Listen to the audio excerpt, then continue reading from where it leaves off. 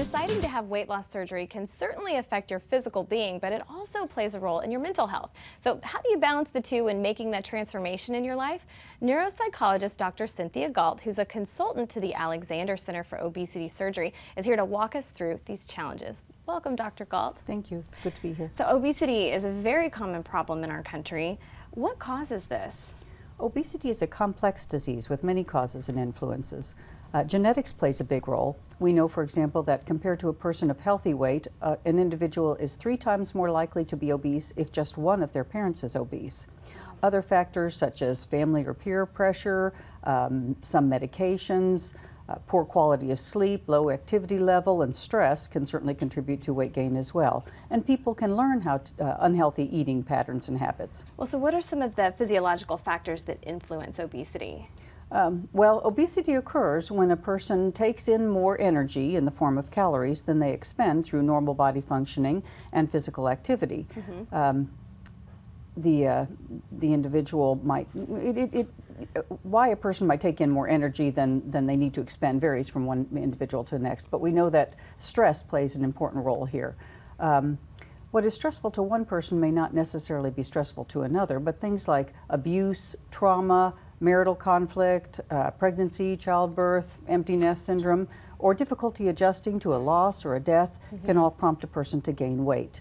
Then once a person has gained weight, the other problems develop. They might have sleep apnea, diabetes, medical problems that add to their stress.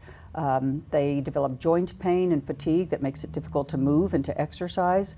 And people in our society who are obese are not generally treated very well, so that adds to the problem. So it becomes, and many medications for antidepressants and pain medications cause weight gain too. So it becomes a vicious cycle. And weight loss surgery may be the only option for an individual to help break that cycle and get them back onto a path to health. Well, so if somebody's a good candidate for weight loss surgery, what sort of recommendations would you make to them?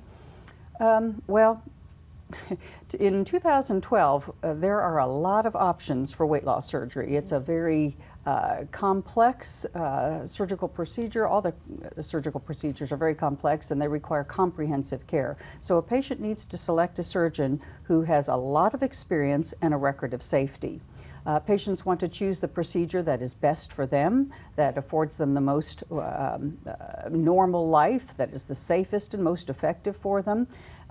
And so it is important, again, to choose a surgeon who's got a record of safety and a lot of experience. Right. I'm very proud to be a consultant to the Alexander Center for Obesity Surgery because since its inception, his focus has been on safety and providing the best care for his patients.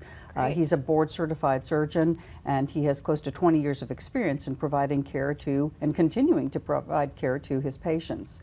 Well, so once people have lost all of this weight, what are some of the ways that they can successfully maintain, keeping this new weight? Well, it's important that they learn how to manage stress, that they develop healthy eating habits and healthy eating patterns, that they get good quality sleep, and essentially work at a lifestyle that affords them better health. But it's a learning process. It's like anything else. You don't do it overnight. It's something that requires continual attention, and the more you practice it, the better you get at it. Well, and how do you handle when you're grieving the loss of food? Again, it goes back to expanding our repertoire of coping skills. Right.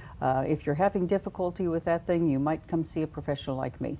Absolutely. Well, thanks. This is great information. Thank you. And to learn more about weight loss surgery or revision, contact Dr. John Alexander at 972-247-7767 or check out his website, which is listed there on the screen.